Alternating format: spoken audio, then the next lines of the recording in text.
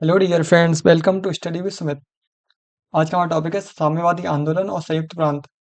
इससे previous video में हमने भारत छोड़ो आंदोलन को पढ़ा था।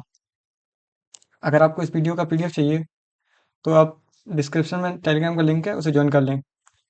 और आप हमारे चैनल पर नए हैं तो चैनल को सब्सक्राइब कर लें और वीडियो को लाइक कर दें। तो आइए स्टार्ट करते हैं। साम्यवादी आंदोलन और संयुक्त प्रांत। उद्भव। इसमें उद्भव में प्रथम विश्व युद्ध, गांधी के असहयोग आंदोलन की वापसी। ये एक ओवरव्यू है। ये सबसे पहले हम ये ओवरव्यू पढ़ेंगे, उसके बाद हम टॉपिक को विस्तार से पढ़ेंगे। तो गांधी के असहयोग आंदोलन की वापसी, रूसी क्रांति 1917 का प्रभाव, किसान और मजदूरों में राजनीतिक चेतना का विकास।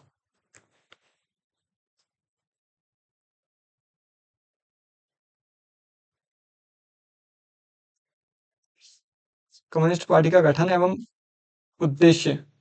उसके बाद हम पढ़ेंगे भारत में कम्युनिस्ट आंदोलन का विकास एवं ब्रिटिश सरकार की प्रतिक्रिया। तो आइए इसे पढ़ते हैं। 20वीं शताब्दी के दूसरे दशक सॉरी 20वीं सदी के दूसरे दशक का अंतिम समय तथा तीसरे दशक के प्रारंभ में एक नवीन विचारधारा उभर कर आने लगा, जिसे राष्ट्रीय आंदोलन को एक नया उद्देश्य प्रदान किया। राजनीतिक स्वतंत्रता के साथ साथ सामाजिक और आर्थिक स्वतंत्रता। इसी धारा को समाजवाद या फिर साम्यवाद के नाम से जाना गया। तो समाजवाद या साम्यवाद क्या था? राजनीतिक स्वतंत्रता के साथ साथ सामाजिक और आर्थिक स्वतंत्रता। तो आइए इसे आगे पढ़ते हैं। 20वीं सदी में समाजवाद साम्यवाद की पृष्ठभूमि राष्ट्रीय और अंतर्राष्ट्रीय दोनों स्तर पर होने वाले परिवर्तनों ने तैयार की। तो मतलब समाजवाद की जो पृष्ठभूमि है वो कैसे तैयार हुई? राष्ट्रीय और अंतर्राष्ट्रीय दोनों स्तरों पर कुछ परिवर्तन हुए। वो परिवर्तन क्या थे? जैसे प्रथम विश्व युद्ध, 1917 की रूसी क्रांति, असहयोग आंदोलन की असफलता तथा सोचते समाज में बढ़ने वाली राजनीतिक चेतना। आइए हम ऊपर बढ़ते हैं। कम्युनिस्ट पार्टी का गठन एवं उद्देश्य।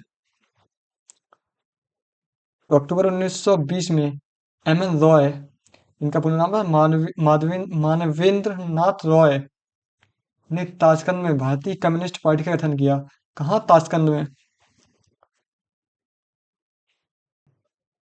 तो ताशकंद कहाँ पे है? ताशकंद उज्बेकिस्तान की कैपिटल है ताशकंद। तो सितंबर 1924 में कानपुर में सत्य वक्त के नेतृत्व में कम्युनिस्ट पार्टी ऑफ इंडिया का गठन किया गया। कहाँ? कानपुर में। और किसके नेतृत्व में? सत्य वक्त के नेतृत्व में। इसमें अन्य जैसे हसरत मोहानी, वी एम जोशी, रमाशंकर अवस्थी जैसे नेता इस संगठन से संबंधित थे। इसी समय कानपुर में कम्युनिस्ट पार्टी का एक अखिल भारतीय सम्मेलन बुलाया गया, जिसमें बम्बई के कम्युनिस्ट नेता एम बी घाटे, झांसी के कम्युनिस्ट नेता अयोध्या प्रसाद भी शामिल हुए। लेकिन इस सभा में सत्य वक्त तथा कुछ अन्य कम्युनिस्ट नेताओं के बीच वैचारिक मतभेद हो गया, जिसके परिणाम स्वरूप सत्य वक्त ने कम्युनिस्ट पार्टी से अपने को पृथक कर लिया। दिसंबर 1925 में कम्युनिस्ट पार्टी ऑफ इंडिया का पुनर्गठन किया गया और इसका अध्यक्ष सिंगारवेलु चेटियार को बनाया गया। तो क्या हुआ? सितंबर 1924 में कानपुर में सत्य वक्त के नेतृत्व में कम्युनिस्ट पार्टी का गठन हुआ। इसमें कुछ नेता थे जैसे हसरत मानी है, वी एम जोशी है, रामशंकर अवस्थी हैं।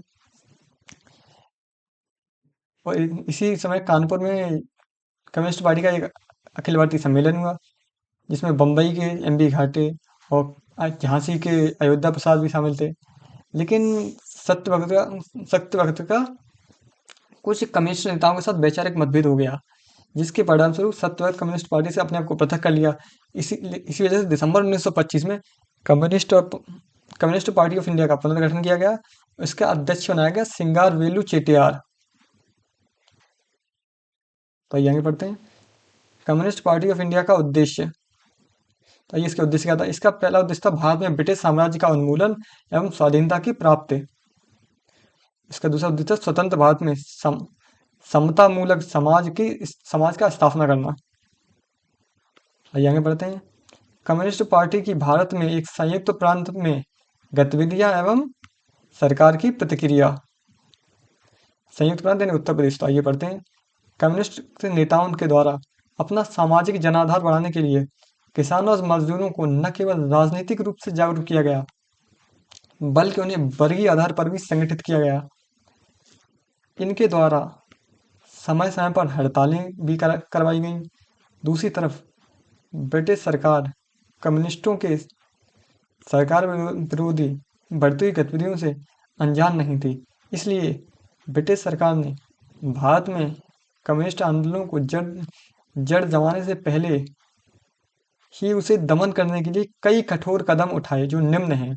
तो क्या हुआ, जो कम्युनिस्ट नेता हैं उन्होंने समाज की जन आधार को बढ़ाने के लिए किसानों और मजदूरों में राजनीतिक चेतना को जागरूक किया और उन्हें संगठित किया।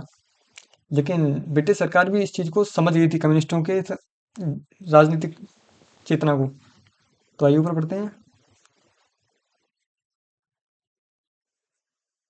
1922 से 23 में मॉस्को में प्रशिक्षित कम्युनिस्ट नेताओं, जो भारत में कम्युनिस्ट आंदोलन से संबंधित थे, उन्हें गिरफ्तार कर कठोर सजा दिया गया। इस घटना को पेशावर षड्यंत्र कहा जाता है। तो क्या हुआ, 1920 से 22 में मॉस्को में जो कुछ प्रशिक्षित कम्युनिस्ट नेता थे उन्हें गिरफ्तार किया गया और कठोर सजा दी गई। आइए आगे बढ़ते हैं। 1924 में ब्रिटिश सरकार ने पुनः कम्युनिस्ट नेताओं पर प्रहार किया तथा और M.A. डांगे, मुजफ्फर अहमद, नलिनी गुप्ता जैसे कम्युनिस्ट नेताओं को गिरफ्तार किया गया और इस प्रकरण को कानपुर षड्यंत्र कहा गया। इसे कहा गया कानपुर षड्यंत्र। 1928 से 29 के दौरान भारत में सरकार विरोधी कम्युनिस्ट गतिविधियां तेजी से बढ़ने लगीं। आर्थिक महामंदी से भारतीय लोग भी काफी परेशान थे। महंगाई, बाजार में आवश्यक वस्तु की कमी, बेरोजगारी जैसी कई समस्याओं से भारतीय लोग घिरे हुए थे और कम्युनिस्ट आंदोलन के विस्तार हेतु अंकुर था। इस परिस्थिति में अंग्रेजी सरकार ने मार्च 1929 में कम्युनिस्टों पर अब तक का सबसे बड़ा प्रहार किया। देश भर के 31 कम्युनिस्ट नेताओं को गिरफ्तार भी किया गया, जिनमें 3 अंग्रेज भी थे, फिलिप स्प्रेट, फ्रांसिस ब्रेडेले और हंचिसन। ये 3 लोग थे, फिलिप स्ट्रेट, फ्रांसिस ब्रेडले और हंचिसन। इस नाजुक स्थिति में कम्युनिस्ट की ओर से कम्युनिस्टों के बचाव हेतु पंडित नेहरू और कार्टजू जैसे बड़े नेता मुकदमा सुनवाई के दौरान वकील के रूप में कम्युनिस्ट नेताओं का बचाव किया। ये नेक्स्ट पढ़ते हैं। 1939 में जब द्वितीय विश्व युद्ध शुरू हुआ तो कम्युनिस्ट पार्टी ने भी कांग्रेस के साथ मिलकर युद्ध का विरोध किया, क्योंकि इसे एक साम्राज्यवादी युद्ध माना गया। लेकिन जून 1941 में जब जर्मनी के द्वारा सोवियत रूस पर आक्रमण किया गया तो उस समय भारतीय कम्युनिस्ट पार्टी के स्वर बदल गए। अब वह भारतीय लोगों से जर्मनी के विरुद्ध मित्र देशों को समर्थन देने की वकालत करने लगा। इस प्रकार 1946 में कैबिनेट मिशन के समक्ष में कम्युनिस्ट पार्टी ने भारत को बहुराष्ट्रीय देश मानते हुए उसे 17 स्वतंत्र भागों में विभाजित करने का सुझाव दिया, जो एक प्रकार से भारत को विघटित करने का प्रस्ताव था। यही कारण है कि कम्युनिस्ट पार्टी को भारत में ज्यादा स्वीकृति नहीं प्राप्त हुई। तो इसमें बताया गया कि 1939 में जब द्वितीय विश्व युद्ध शुरू हुआ तो कम्युनिस्ट पार्टी ने कांग्रेस के साथ मिलकर युद्ध का विरोध किया और इसे एक साम्राज्यवादी युद्ध माना। लेकिन जब जून 1941 में जर्मनी के द्वारा सोवियत रूस पर आक्रमण किया गया तो इसके स्वर बदल गए और अब वह जर्मनी के विरुद्ध मित्र देशों को समर्थन देने की वकालत करने लगा। इसी प्रकार जब 1946 में कैबिनेट मिशन आया तो इसके समक्ष कम्युनिस्ट पार्टी ने भारत को बहुराष्ट्रीय देश माना, उसे 17 स्वतंत्र राज्यों में विभाजित करने का सुझाव दिया। इस प्रकार भारत को विघटित करने का प्रस्ताव किया। यही कारण है कम्युनिस्ट पार्टी को भारत में ज्यादा स्वीकृति नहीं मिली। तो आगे बढ़ते हैं। इसमें यह है, ये क्वेश्चन है आप लोगों के लिए।